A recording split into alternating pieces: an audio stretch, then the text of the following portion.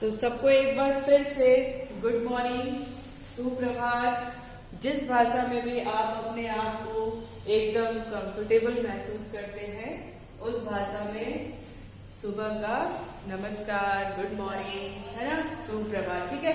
आज हम लोग जैसे कि वाक्य रचना तो इसके पहले भी हमने पढ़ा है, लेकिन आज फिर से दोबारा हम वाक्य रचना पढ़ेंगे। कुछ कंफ्यूजन था उसको दूर करेंगे। ठीक है, चलिए। आज का चैप्टर क्या है? वाक्य रचना। ठीक है, वाक्य रचना। ये आपका जो बोर्ड है बहुत ही खराब है, इसमें चीजें सही नहीं हो पाती हैं। ठीक है ना। तो क्या करेंगे? वाक्य रचना। ठीक है, वाक्य रचना। अब देखो, वाक्य रचना का मतलब क्या होता है? वाक्यों की रचना करना, है ना। वाक्य रचना का मतलब क्या है कि वाक्यों की रचना करना। जैसे हम बात करें कि भाषा की सबसे छोटी और सार्थक इकाई भाषा की, देखो ध्यान में देना, है ना, भाषा की सबसे छोटी सार्थक इकाई वाक्य मानी जाती है ना। अपने भावों या विचारों को हम वाक्यों के माध्यम से ही क्या करते हैं? व्यक्त करते हैं। भाई अगर मान लीजिए कि हमारे पास भाव तो बहुत है ना, मेरे अंदर बातें बहुत है, मैं चाहता हूं बताना, लेकिन मेरे पास उसको बताने के लिए वाक्य नहीं है ना, शब्द नहीं है। ठीक है, वाक्य नहीं है, तो हम अपने भावों को क्या करते हैं? उस तक बता नहीं पाते हैं। ठीक है, इसको तो हम कहते हैं वाक्य। वाक्यों में पदों का एक निश्चित क्रम होता है। कभी कभी एक शब्द या पद भी वाक्य के रूप में प्रयोग किए जाते हैं। जैसे वाणी, मीना तुम कहाँ जा रही हो, है ना। अब आप कहोगे मैम ये तो समझ में आ गया कि वाक्य क्या है, लेकिन ये वाक्य कहाँ से बना, है ना। तो देखिए, पहले हमारे पास आया वर्ण। क्या आया? वर्ण आया।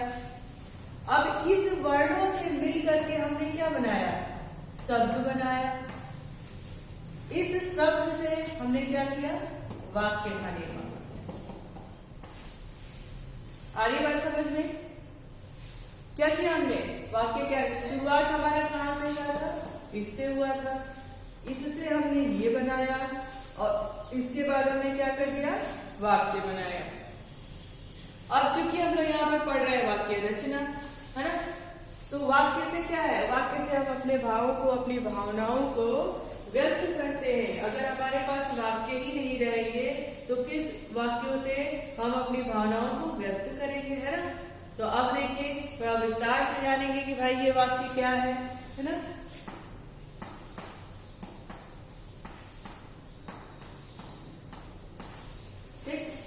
अब कह रहा है कि सार्थक शब्दों का व्यवस्थित समूह। जैसे अभी हमने कहा ना कि वाक्य की रचना करने के लिए शब्द की जरूरत होती है ना। तो कह रहा है कि वाक्य सार्थक शब्दों का व्यवस्थित समूह जो किसी भाव या विचार को पूर्णतः व्यक्त कर, उसे क्या कहते हैं? हम वाक्य कहते हैं।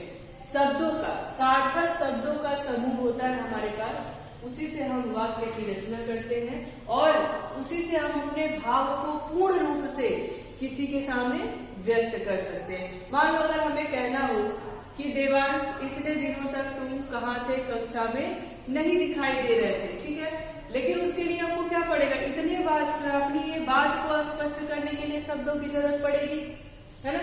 जब हमारे पास शब्द रहेंगे तभी जाकर के हम वाक्य की रचना करेंगे।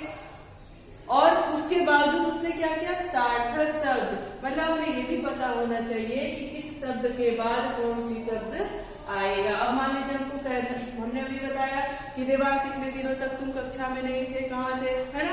ये मेरी बात हो गई, लेकिन उन्हीं शब्दों को कहाँ लगा दूं? थे लगा दूं, देवांश तुम, इस तरह से लिख दूं तो बातें तो लिख दी, शब्द तो वही लिख दिया, लेकिन पूर्ण रूप से हमें अपने भाव को समझाने में, व्यक्त करने में असमर्थता महसूस हुई।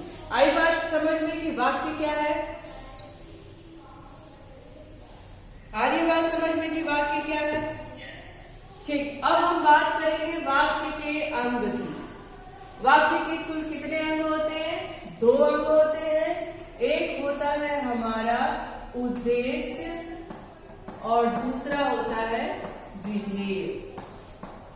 इसको आपने जब अंग्रेजी में पढ़ा होगा, इंग्लिश की कक्षा में जब आपने इसको पढ़ा होगा, तो वहां पर एक पढ़ा होगा मतलब होते हैं ना, एक पढ़ा होगा सब्जेक्ट और दूसरा पढ़ा होगा प्रेडिकेट, है ना।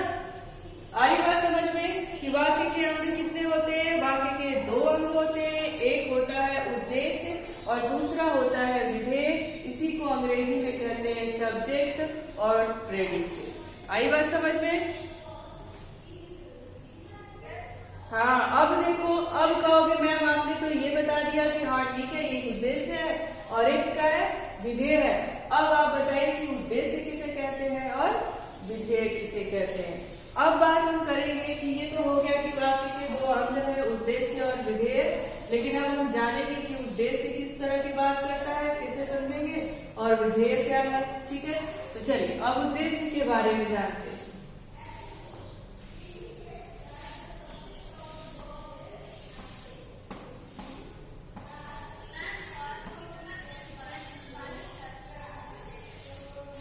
अभी सुनो, समझो, पहले एक बार समझ लो, उसके बाद से हम लोग उसकी प्रैक्टिस करेंगे, है ना। तो देखिए उद्देश्य क्या है? वाक्य में जिसके बारे में कुछ कहा जाए, वाक्य में जिसके बारे में कुछ कहा जाए,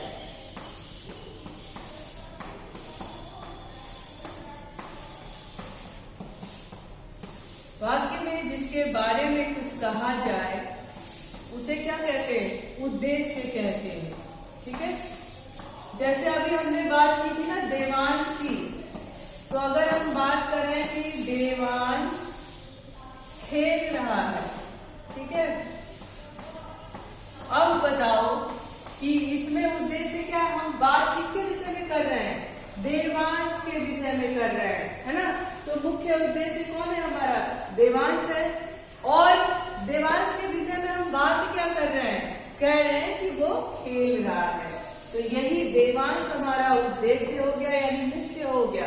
हम जिसके विषय में बात करते हैं तो मेन मतलब वही होता है ना, तो ये मुख्य हो गया। उद्देश्य का मतलब है कि मेन पार्ट, हम जिसके विषय में बात कर रहे हैं, ठीक है, तो देवांश के विषय में बात कर रहे हैं, ये हमारा उद्देश्य हो गया। और देवांश के विषय में क्या बात कर रहे हैं? यही तो बात कर रहे हैं ना कि देवांश खेल रहा है, ये हमारा क्या हो गया? विधेय हो गया। आई बात समझ में? आई बात समझ में? देखिए, तो ये दो चीज याद रखिएगा। हाँ, वाक्य रचना के लिए पहली चीज याद रखिएगा कि शब्दों का सार्थक समूह, इससे ही वाक्य की रचना होती है, जो हमारे भावों को पूर्ण रूप से प्रकट करने में हमारी मदद करता है। ठीक है, उसके बाद हमें इसमें क्या याद रखना है कि वाक्य के दो अंग होते हैं, एक होता है उद्देश्य और दूसरा होता है विधेय। उसके बाद हमें क्या याद रखना है? उद्देश्य और विधेय। अब उद्देश्य क्या है? उद्देश्य उसे कहते हैं कि जब हम किसी के बारे में बात कर रहे होते हैं, ठीक है, वाक्य में जिसके बारे में कुछ कहा गया है वो क्या है? उद्देश्य है। ठीक है, और विधेय क्या है? वाक्य में जिसके विषय में जो कहा गया है ना, यानी उद्देश्य के बारे में जो बातें कही गई हैं। जैसे बात करूं कि माँ रामायण पढ़ती है ना, तो माँ हमारी क्या हो गई? मेन हो गई ना, माँ के बारे में बात कर रहे हैं, तो माँ हमारी क्या हो गई? उद्देश्य हो गई। लेकिन हम माँ के विषय में क्या बातें कर रहे हैं? क्या बात कर रहे हैं कि माँ रामायण पढ़ रही है, तो रामायण पढ़ना हमारा क्या हो गया? विधेय हो गया। तो कुल मिलाकर हमें याद क्या रखना है कि उद्देश्य उसे कहते हैं कि जिसके विषय में हम बातें करते हैं, ठीक है, और विधेय उसे कहते हैं कि जिसके विषय में जो बातें करते हैं, है ना। अब बात करूं मैं तो कहूं कि श्रेया अच्छा पढ़ती है। बात हमने क्या किया? श्रेया अच्छा पढ़ती है ना, अच्छा पढ़ती है। हम बात किसके विषय में कर रहे हैं? मुख्य कौन है इसमें? श्रेया है, इसलिए ये उद्देश्य है। ठीक, ये लिखने में बड़ा बहुत गड़बड़ है, उद्देश्य है। अब हम श्रेया के विषय में बात क्या कर रहे हैं? बात ये कर रहे हैं कि श्रेया अच्छा पढ़ती है ना, अच्छा पढ़ने की रिगार्ड बात कर रहे हैं, तो ये हमारा क्या हो गया? विधेय हो गया। आई बात समझ में? आई बात समझ में? कोई दिक्कत यहाँ तक? चलिए अब हम देखेंगे कि वाक्य के प्रकार कितने होते हैं। ये तो वाक्य के अंग हो गए कि वाक्य के दो अंग होते हैं, उद्देश्य और विधेय। अब हम बात करेंगे वाक्य के प्रकार। तो कोई बताएगा कि वाक्य के कितने प्रकार होते हैं?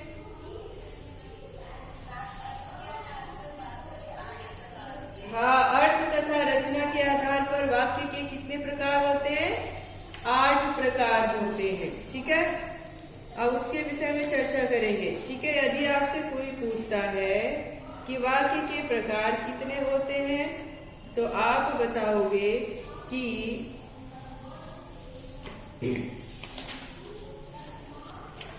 आप बताएंगे कि अर्थ या रचना के आधार पर वाक्य के कुल 8 प्रकार होते हैं। कौन कौन से? विधानवाचक, देखिए अर्थ के आधार पर पहला तो हम बात करेंगे अर्थ या रचना के आधार पर। अर्थ या रचना के आधार पर वाक्य के 8 प्रकार होते हैं। वाक्य के 8 प्रकार होते हैं। क्लियर है? अब हम बात करेंगे कि ये 8 प्रकार तो होते हैं, लेकिन कौन कौन से होते हैं। तो पहला हमारा है कि विधानवाचक। ठीक है, क्या है हमारा? विधानवाचक। दूसरा क्या है? निषेधवाचक। क्या है? निषेधवाचक। उसके बाद क्या है? आज्ञावाचक। उसके बाद क्या है? प्रश्नवाचक। प्रश्नवाचक, इच्छावाचक, संदेहवाचक, संकेतवाचक और विस्मयवाचक। ठीक है, समझ में आया?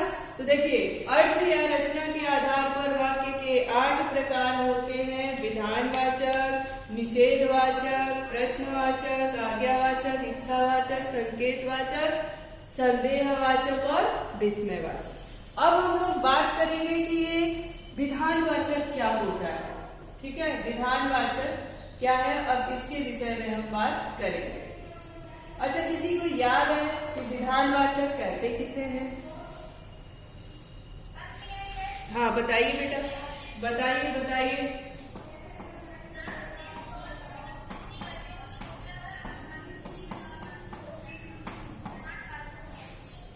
हाँ बिल्कुल, देखिए जिन वाक्यों में किसी बात या कार्य के करने या होने का सामान्य कथन मात्र होता है उसे हम क्या कहते हैं? विधानवाचक कहते हैं। जैसे धोनी क्रिकेट का खिलाड़ी है ना? धोनी क्या है? क्रिकेट का खिलाड़ी है।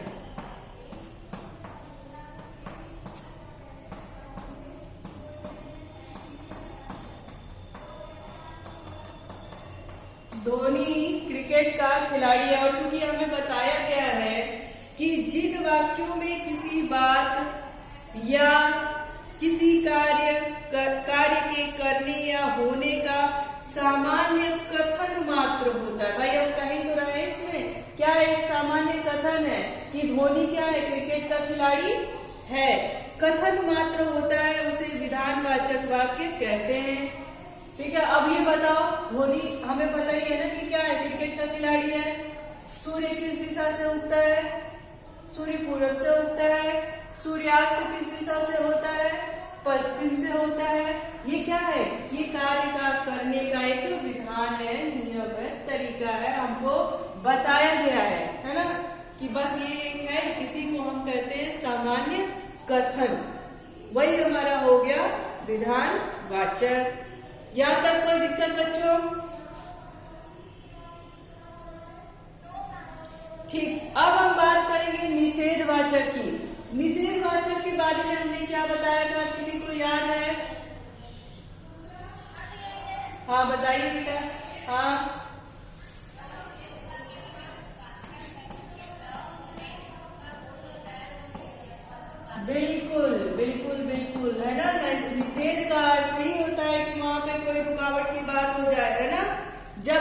वाक्यों में किसी बात या कार्य के होने का निषेध होता है। निषेध मतलब होता है मना कर देना, नहीं की बात जहाँ आती है उन्हें हम कहते हैं निषेधवाचक। जैसे हम कहें कि कल देवांश स्कूल नहीं आएगा, है ना, हमने देवांश से कह दिया देवांश तुम कल स्कूल आना, लेकिन क्या हो गया, वहां पे मना हो गया, कल देवांश स्कूल नहीं आएगा, नहीं की बात हो गई, कल देवांश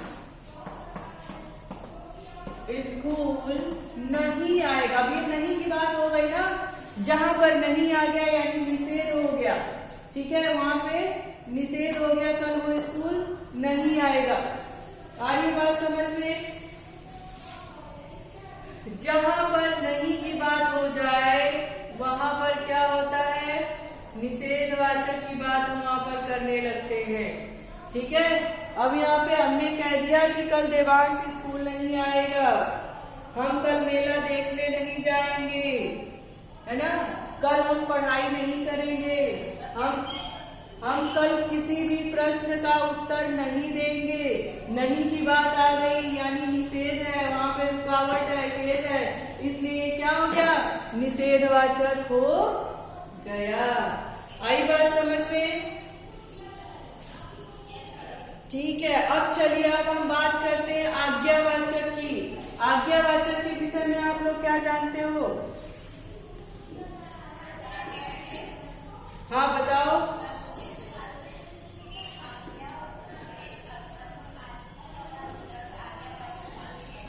हाँ, जिन वाक्यों में अनुमति, ध्यान दीजिए, जिन वाक्यों में अनुमति, आज्ञा, उपदेश, प्रार्थना आदि का भाव प्रकट होता है वहां पर क्या होता है, आज्ञावाचक या विधिवाचक भी उसको कहते हैं। अगर मान लीजिए कोई आपके घर में आया और आपने उनसे क्या कहा, कहा कि कृपया बैठिए, आपने उनको बैठने के लिए आज्ञा दिया, कहा क्या करिए, कृपया बैठिए, आप चाय पी लीजिए, कल आप मेरे घर आइए, है ना। तो इस तरह की बात जब होती है वहां पर हम बात करेंगे आज्ञावाचक की। आ रही है बात समझ में? हाँ, अब बात हम करेंगे प्रश्नवाचक की। भाई प्रश्नवाचक में जहां कहीं भी प्रश्न पूछने की बात आए, क्या कल तुम स्कूल आओगे, क्या कल तुम मेला घूमने जाओगे, है ना, हाँ, आप क्या कर रही हैं, जहां पर भी प्रश्न पूछने का भाव हो और वाक्य के अंत में प्रश्नवाचक चिन्ह हो, वहां पर क्या होगा, हमारा प्रश्नवाचक होगा। आई बात समझ में?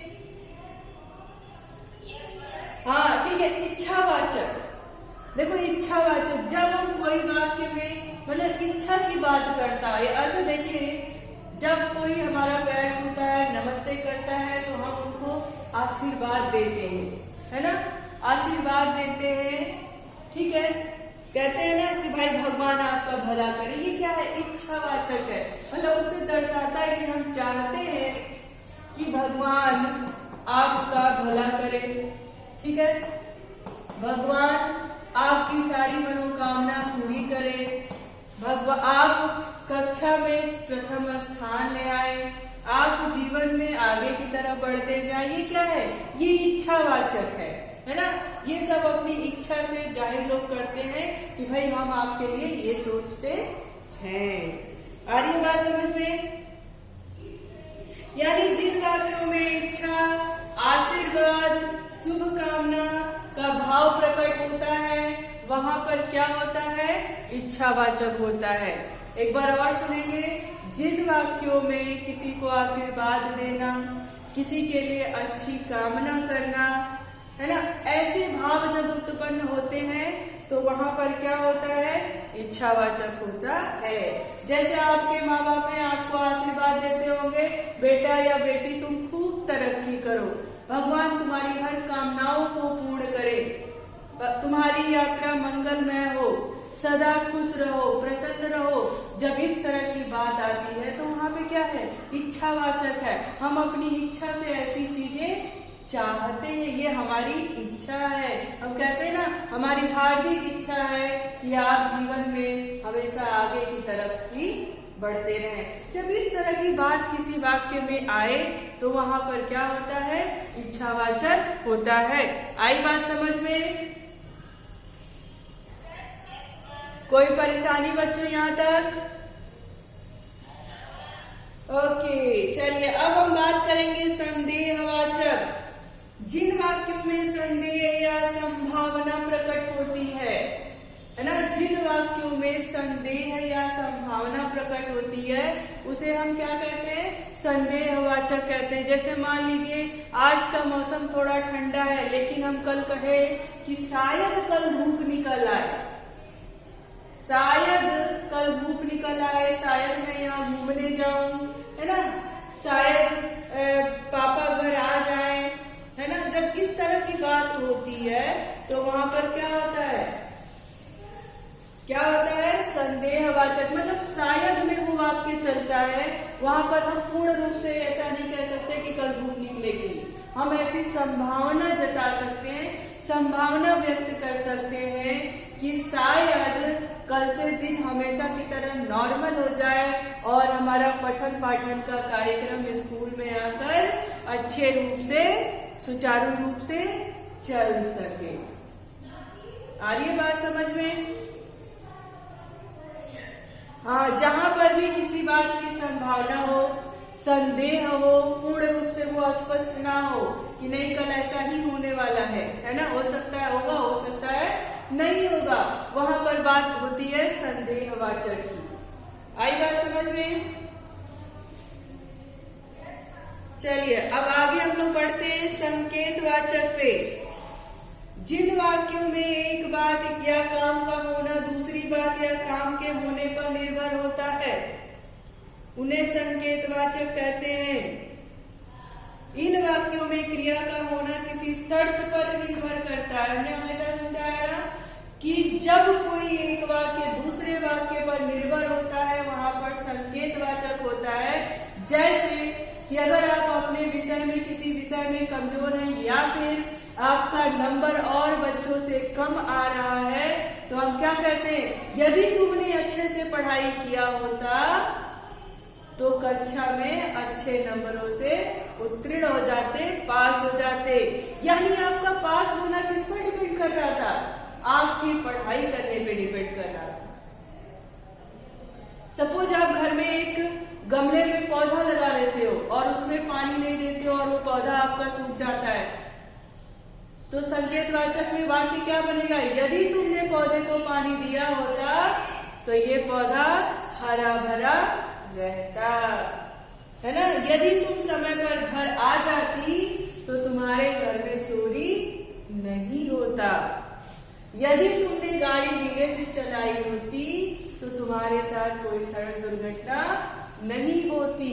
यानी एक काम, एक वाक्य दूसरे वाक्य पर जहाँ निर्भर होता है और किसी शर्त के अनुसार काम करता है वहां पर हमारा हो जाता है संकेतवाचक। हाँ, अगर मान लीजिए हमने कहा कि नहीं श्रेया तुम कल स्कूल आना, तो श्रेया तुरंत क्या कहेंगी, यदि वर्षा ना हुई तो मैं स्कूल आऊंगी, यदि कल का मौसम अच्छा हुआ तो मैं स्कूल आऊंगी। यानी श्रेया का स्कूल आना इस शर्त पर है, कल के मौसम पर, कि कल का मौसम कैसा है, उस हिसाब से श्रेया स्कूल आएगी। तो इसको हम क्या कहते हैं, संकेतवाचक कहते हैं।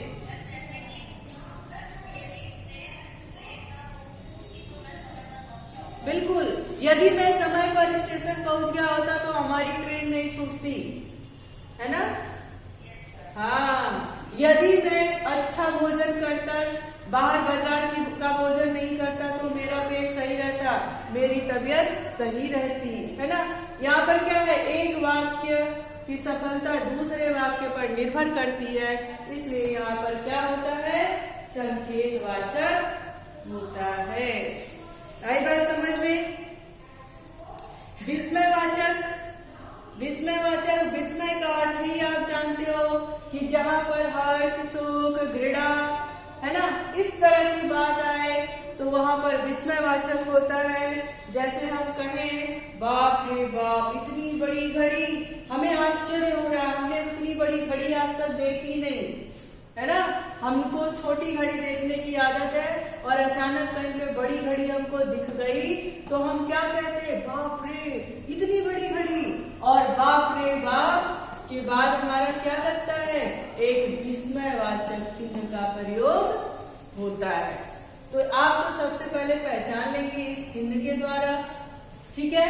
दूसरा, उस वाक्य में किस तरह की बात किया है, आश्चर्य हो रहा है कि हमें किसी बात को लेकर के दुख हो रहा है, या हमें किसी चीज को देख करके खुशी हो रही है, या फिर किसी को देख करके घृणा हो रही है ना। और उसमें क्या होता है, ये विस्मयवाचक चिन्ह का प्रयोग किया रहता है, तो वहां पर हम विस्मयवाचक कहेंगे। आई बात समझ में? हाँ, है ना। यहां तक कोई बच्चों परेशानी है आपको? ओके, चलिए अब आगे बढ़ते हैं। वो तो था हमारी वाक्य के आधार पर, है ना, वाक्यों के कितने प्रकार होते हैं। अब हम बात करेंगे रचना की दृष्टि से वाक्य का भेद। रचना की दृष्टि से वाक्य के 3 भेद होते हैं, सरल वाक्य, संयुक्त वाक्य और मिश्र वाक्य। रचना के आधार पर कितने भेद होते हैं?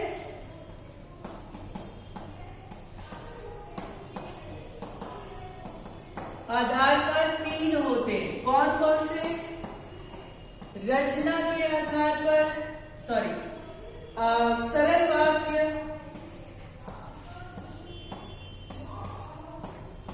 सरल वाक्य, दूसरा है संयुक्त वाक्य,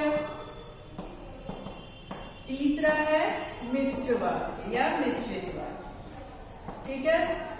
अब हम बात करेंगे सरल वाक्य का, कि सरल वाक्य किसे कहते हैं। यहाँ पर ध्यान देना बच्चों, जिन वाक्यों में एक ही विधेय या क्रिया होती है, ठीक है, जिस वाक्य में एक ही विधेय या एक ही क्रिया होती है, यानी कुल कहने का मतलब जिसमें एक ही काम किया गया हो, एक ही के विषय में बात किया गया हो, एक ही वाक्य हो, एक ही उपवाक्य हो, वो हमारा क्या है, सरल वाक्य है।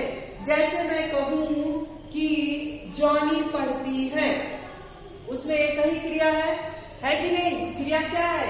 पढ़ने की है। जॉनी क्या करती है? पढ़ती है। जॉनी पढ़ती है।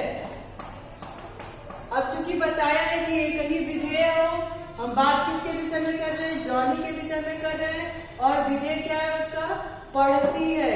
यानी क्रिया भी क्या कर रही है? वो सिर्फ पढ़ने की क्रिया कर रही है, एक ही क्रिया है, इसलिए ये क्या है? सरल वाक्य है। आई बात समझ में? आई बात समझ में? हाँ, यानी जिन वाक्य में एक ही विधेय या क्रिया होती है उन्हें सरल वाक्य कहते हैं। सिमरजोत पढ़ने में अच्छा है ना? सिमरजोत कल पंजाब जाएगा, ठीक है। सिमरजोत कल पंजाब जाएगा, जाने की क्रिया हो रही है, एक ही विधेय है ना। हम यहाँ पे सिमर की बात कर रहे हैं, सिमर उद्देश्य है, परंतु विधेय एक ही है। क्या विधेय है? पंजाब जाने के विषय में बात कर रहे हैं, है ना। और क्रिया एक ही हो रही है। क्या क्रिया है? कि वो पंजाब जा रहा है। यानी हम एक बात कह रहे हैं कि सिमरजोत पंजाब जा रहा है, ठीक है। तो ये हमारा क्या हो गया? सरल वाक्य हो गया। आई बात समझ में? आई बात समझ में? किसी को कोई डाउट? चलिए अब हम बात करेंगे संयुक्त वाक्य की। किसकी बात करेंगे? संयुक्त। अब देखो, संयुक्त का अर्थ ही होता है कि मिला हुआ, है ना भाई। एक से अधिक वाक्य जब मिले होंगे उसी को संयुक्त की बात कर रहा है, ठीक है। तो देखिए, जिन वाक्यों में 2 या 2 से अधिक स्वतंत्र उपवाक्यों का संयोजन हो, यानी मिलन हो, समाहार हो, वो क्या होता है? उसे हम कहते हैं संयुक्त वाक्य। यानी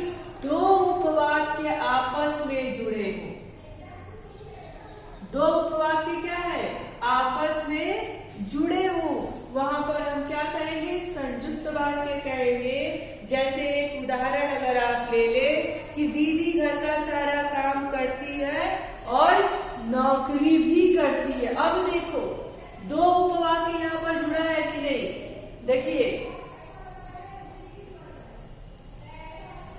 यहाँ पे वाक्य है कि दीदी घर का सारा काम करती है, ठीक है। ये हमारा क्या हो गया, एक उपवाक्य हो गया। और यहाँ पे हमने क्या लगा दिया, और नौकरी भी करती है, नौकरी भी करती है। अब आप हमें बताओ कि ये और लगा करके हमने दो उपवाक्यों को आपस में जोड़ने का काम किया है या नहीं किया, किया है ना। तो जब किया है तो इसी का कहने का मतलब कि जहां पर दो उपवाक्य संयोजक चिन्ह के द्वारा जब जोड़ दिए जाते हैं उसको हम कहते हैं संयुक्त वाक्य। यानी दो वाक्यों को जब आपस में और, या, तथा, इसलिए ऐसे ऐसे जोड़ दिया जाता है वहां पर हो जाता है संयुक्त वाक्य। आई बात समझ में, आई बात समझ में। जैसे बात करूं मैं कि देवांश स्कूल से घर जाता है और खेलता भी है। दो उपवाक्य हमने आपस में जोड़ दिया, अब जोड़ दिया तो क्या हो गया, ये संयुक्त वाक्य। हमने देवांश के बारे में दो बातें कही, दो क्रिया हुई, एक तो वो स्कूल भी आता है और स्कूल से जाने के बाद खेलता भी है, दो काम एक साथ वो करता है। दो उपवाक्यों को आपस में हमने जोड़ दिया, इसलिए यहाँ पर हो गया संयुक्त वाक्य। जैसे देखो हम बात करें, नीचे गिरते ही खिलौना टूट गया। खिलौना एक तो नीचे गिरा और उसके बाद क्या हो गया, वो टूट भी गया। खिलौना नीचे गिरा और टूट गया, और से हमने छोड़ दिया उसको। तो जहां पर और आए, या आए अथवा आए, ये आए, तो वहां पर हो जाता है हमारा संयुक्त वाक्य। आई बात समझ में।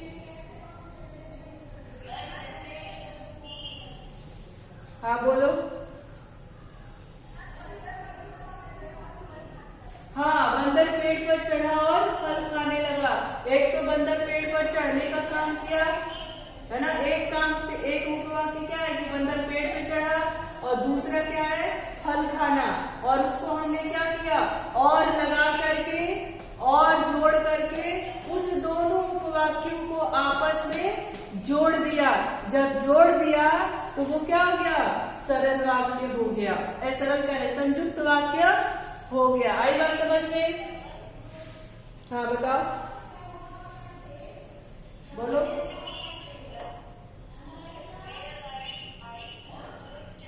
हाँ, रेलगाड़ी आई और तुरंत चल दी। उसने आने का भी काम किया, आने के बाद उसने जाने का भी काम किया, है ना। क्लियर है यहाँ पे संयुक्त वाक्य क्या है, ये क्लियर है आप लोगों को। ओके, चलिए अब हम बात करेंगे मिश्र वाक्य की। क्या बात करेंगे, मिश्र वाक्य की बात करेंगे, मिश्र हो या मिश्रित। अब देखिए, जिन वाक्यों में एक से अधिक सरल वाक्य इस प्रकार जुड़े हों कि उनमें एक मुख्य या प्रधान उपवाक्य हो। यहाँ पे बात कर रहा है कि मिश्रित वाक्य में एक या एक से अधिक सरल वाक्य है ना। जैसे मान लो एक है और एक उसमें प्रधान हो, मेन बात हो। हमने यहाँ पे बात कर दी, दीदी के बारे में बात कर रहे थे, है ना। दीदी घर का सारा काम करती है, एक ये सरल वाक्य हो गया। और नौकरी भी करती है, ये भी एक सरल वाक्य हो गया। लेकिन बात हमने मुख्य कौन है इसमें, मुख्य दीदी ही है। वही तो घर का भी काम करती है, वही नौकरी भी जाती है और वही हमें पढ़ाती भी है ना। तो हमने मुख्य, मेरा मुख्य कौन है इसमें, दीदी है। यानी किसी वाक्य के इर्द गिर्द और सरल वाक्य उसमें जुड़ते चले जा रहे हैं, तो इसलिए उसको हम क्या कहेंगे, मिश्रित वाक्य कहेंगे। एक बार और सुनिए, जिन वाक्यों में कहीं एक से अधिक सरल वाक्य इस प्रकार जुड़े हों कि उसमें एक मुख्य या प्रधान उपवाक्य हो और अन्य उस पर क्या हो, आश्रित। आई बात समझ में? जैसे एक अगर हम 2 से 3 सरल वाक्यों को आपस में जोड़ते हैं तो कहीं से भी उठा करके नहीं जोड़ेंगे, क्या करेंगे, उसका एक मुख्य हो, मेन पॉइंट। यानी दीदी के विषय में यहाँ पे हम बातें कर रहे हैं ना, तो दीदी ही मुख्य है और ये जितना भी सरल वाक्य था सब दीदी के इर्द गिर्द घूम रहा था। दीदी ही घर का काम करती है, दीदी ही नौकरी जाती है और दीदी ही हम लोग की देख रेख करती है ना। तो एक ये जो जितने भी सरल वाक्य थे वो दीदी से ही कनेक्ट थे, है ना। तो कोई भी जब एक सरल वाक्य, एक से अधिक सरल वाक्य जब पहले वाक्य पे ही निर्भर होकर के उसकी रचना करें, वहां पर क्या होता है, मिश्रित वाक्य होता है। जैसे मैं बात करूं कि मेरा विद्यालय वहां है जहां दिल्ली जल बोर्ड का दफ्तर है। देखिए बात इसमें क्या कर रहा है, विद्यालय की बात कर रहा है। कह रहा है मेरा विद्यालय वहां है जहां दिल्ली जल बोर्ड का दफ्तर है।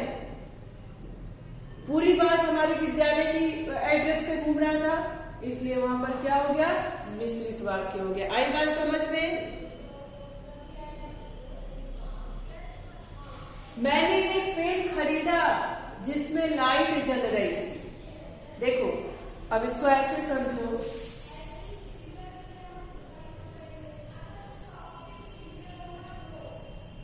हाँ देखिए इसको ऐसे समझिए कि मैंने एक पेन खरीदा, मैंने एक पेन खरीदा, ठीक है। ये हमारा क्या हो गया, एक उपवाक्य होगा, ठीक। जिसमें लाइट जलती है, जिसमें लाइट जलती है। अब देखो कहाँ चला गया, देखिए फिर से देखिए, मैंने एक पेन खरीदा,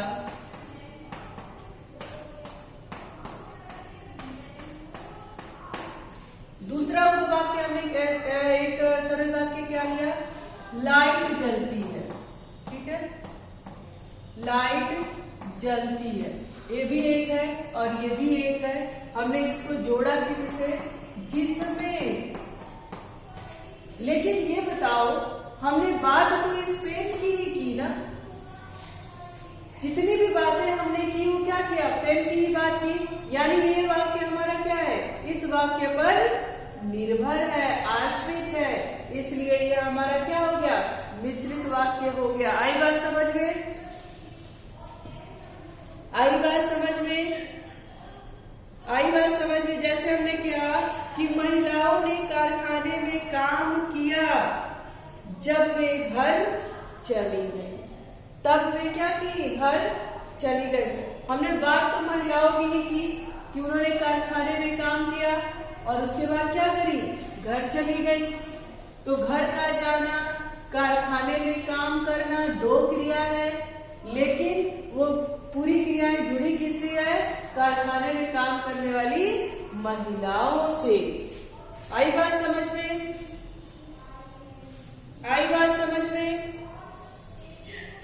चलिए यहां तक समझ में आ गया ना? कोई कंफ्यूजन हो तो आप लोग बता सकते हैं।